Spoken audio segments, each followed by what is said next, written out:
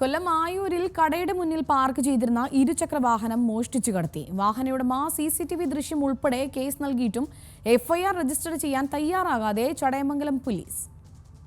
ആയൂർ അകമണിൽ പ്രവർത്തിക്കുന്ന car fashion എന്ന കടയുടെ മുന്നിൽ പാർക്ക് ചെയ്തിരുന്ന കട ഉടമയുടെ 2 ലക്ഷത്തോളം രൂപ വില വരുന്ന പൾസർ NS ബൈക്കാണ് കഴിഞ്ഞ ദിവസം രാത്രി മോഷ്ടാക്കൾ കവർന്നത്.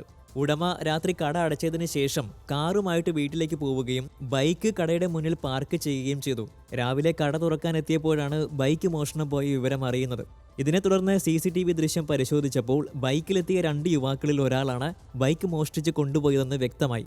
CCTV ദൃശ്യം ഉൾപ്പെടെ ബൈജു ചടയമംഗലം പോലീസിൽ പരാതി നൽകി. എന്നാൽ പരാതി നൽകിയതിന് രസീത് മാത്രം നൽകിയെന്നും കേസിൽ FIR ഇതുവരെ രജിസ്റ്റർ ചെയ്തിട്ടില്ലെന്നും ബൈക്കിന്റെ ഉടമ പറയുന്നു.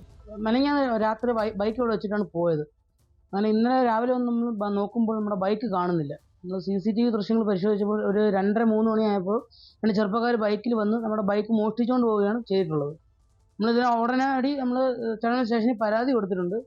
പരാതിയുടെ റെസിപ്റ്റ് ഇട്ട്, പക്ഷേ നമ്മൾ ഇതുവരെയും അതിൻ്റെ FIR ഇട്ടതായിട്ട് നമ്മൾ പരിശോധിച്ചപ്പോൾ FIRൻ്റെ ഒന്നും കിട്ടിയിട്ടില്ല. എത്രയും വേഗം നമ്മൾ FIR ഇട്ടിട്ട് അതിൻ്റെ ഡീറ്റെയിലും കാര്യങ്ങളും നമ്മുടെ ബൈക്ക് എത്രയും വേഗം തിരിച്ചു കിട്ടാനുള്ള നടപടികൾ സ്വീകരിക്കണം.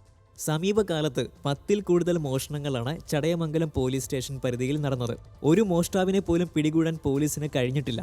ഇതിന്റെയൊക്കെ ഇടയിലാണ് മോഷണ പരാതിയിൽ കേസ് പോലും രജിസ്റ്റർ ചെയ്യാതെ പോലീസ് മുന്നോട്ട് പോകുന്നത്. ന്യൂസ് മലയാളം, കൊല്ലം.